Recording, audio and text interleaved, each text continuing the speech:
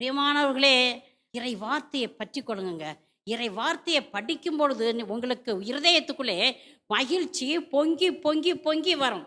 Praise the Lord. Praise the Lord. ஆக பிரியமானவர்களே, இறை வார்த்தை உங்களுக்கு ஒளியாகவும் வழியாகவும் இருந்து நிலை வாழ்வை கொடுக்கக்கூடியதாக இருக்குது.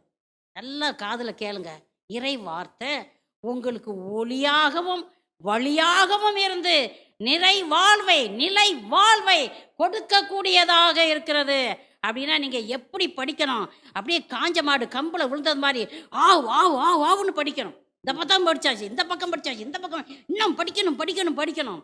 படிக்க படிக்க படிக்க தோண்ட தோண்ட தோண்ட புதையல் வர்றது மாதிரி இந்த புத்தகத்தில் புதையல் கிடைக்குங்க.